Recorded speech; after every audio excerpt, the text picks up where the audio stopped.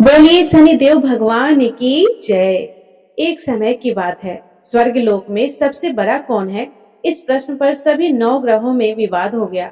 इस पर फैसला करने के लिए सभी 9 ग्रह राजा इंद्र के पास पहुंचे और वहां जाकर बोले, हे देवराज, आपको आज यह फैसला करना होगा कि हम में से सबसे बड़ा कौन है।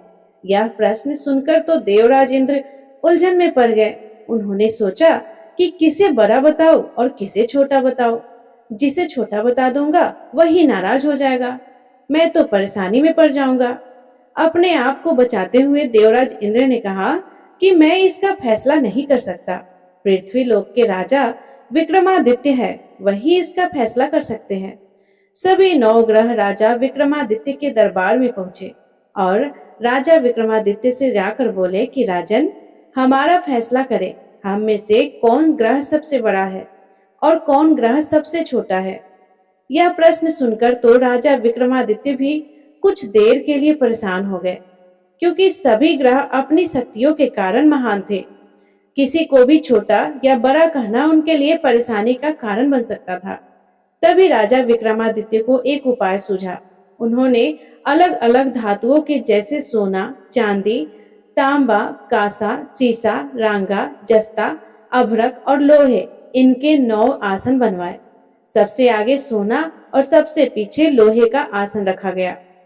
राजा ने सभी देवताओं को, सभी 9 ग्रहों को अपने अपने आसन पर बैठने को कहा। राजा विक्रमादित्य ने कहा कि जो जिसका आसन हो वह ग्रहण करे। जिसका आसन पहले होगा वह सबसे बड़ा माना जाएगा और जिसका आसन सबसे बाद में होगा वही सबसे छोटा माना जाएगा। अब क्योंकि लोहे का आसन सबसे पीछे था, इसलिए शनिदेव समझ गए कि राजा ने मुझे छोटा कहा है। इस फैसले से शनिदेव नाराज हो गए और कहने लगे कि राजन, तुमने मुझे सबसे पीछे बैठाया है और मेरा अपमान किया है। शायद तुम मेरी शक्तियों से परिचित नहीं हो।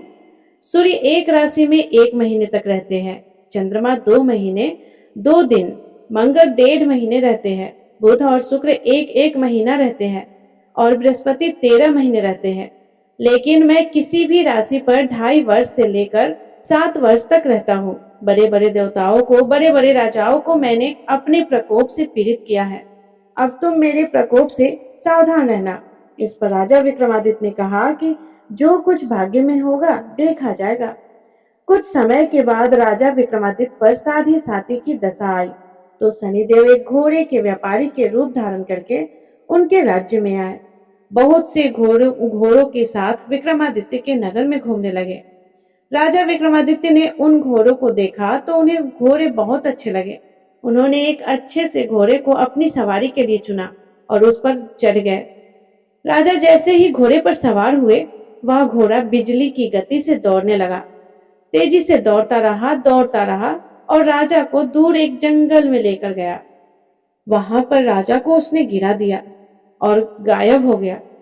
राजा अपने नगर को लौटने के लिए जंगल में भटकने लगे कि मुझे बाहर निकलने का रास्ता मिल जाए, लेकिन राजा को रास्ता ही नहीं मिला। राजा को बहुत तेज भूख प्यास लगी थी। जंगल में बहुत देर तक घूमने के बाद राजा को एक चरवाहा मिला।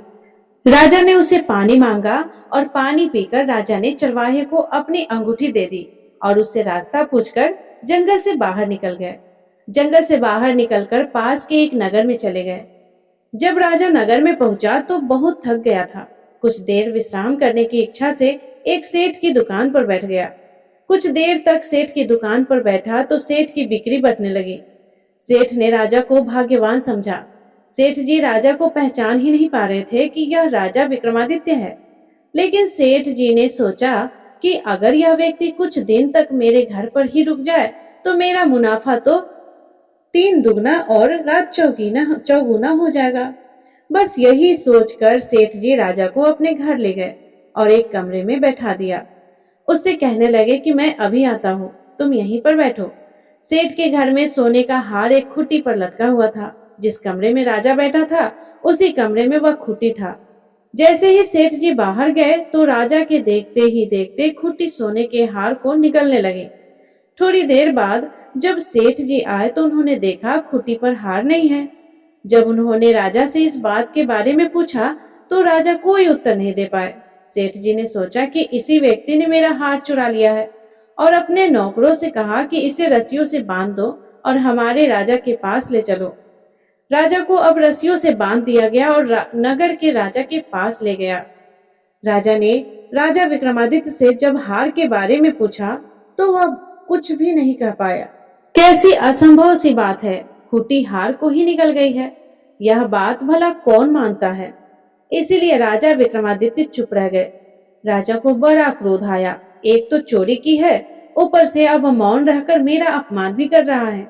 इसी अपराध में उन्होंने राजा विक्रमादित्य के हाथ पांव काटने का आदेश दे दिया। सैनिकों ने राजा विक्रमादित्य के हाथ पांव काट दिए और उन्हें सड़क पर छोड़ दिया। कुछ दिन तक वहीं पड़े रहने के बाद एक तेली उन्हें उठाकर अपने घर ले गया। उसने राजा विक्रमादित्य को अपनी कोलू पर बिठा दिया।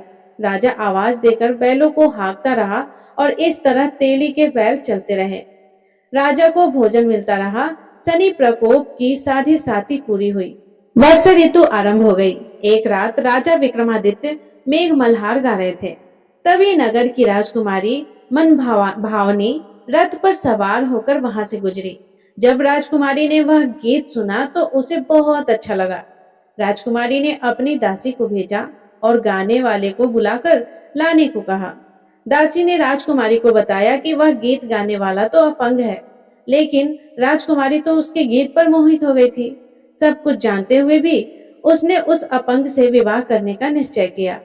राजकुमारी ने अपने माता पिता से जब यह बात कही तो वे भी हैरान रह गए।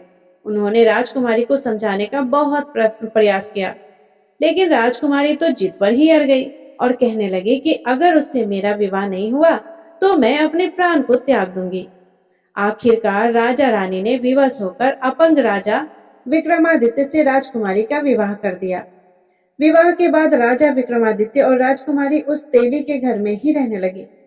एक रात स्वप्न में शनि देव ने राजा विक्रमादित्य से कहा कि राजन, तुमने मेरा प्रकोप देख लिया ना, मैंने तुम्हें अपने अपमान का दंड दिया है।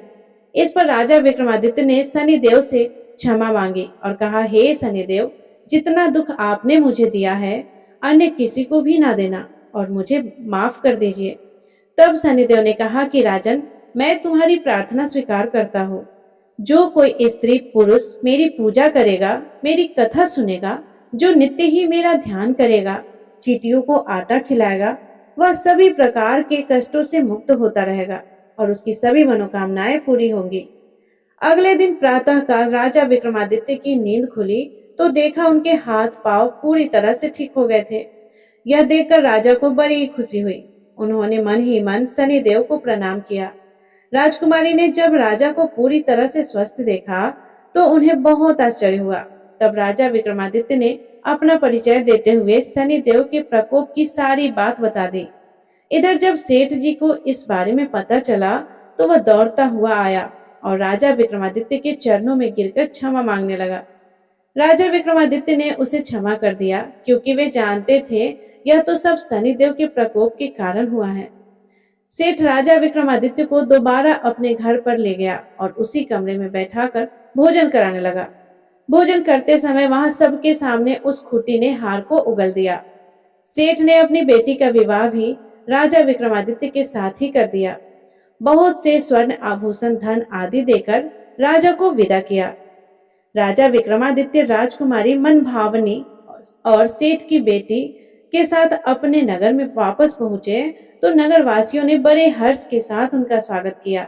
अगले ही दिन राजा विक्रमादित्य ने पूरे राज्य में घोषणा करा दी कि शनिदेव सब ग्रहों में श्रेष्ठ है और सब स्त्री पुरुष प्रत्येक शनिवार को उनका व्रत किया करे और उनकी व्रत कथा सुना करे।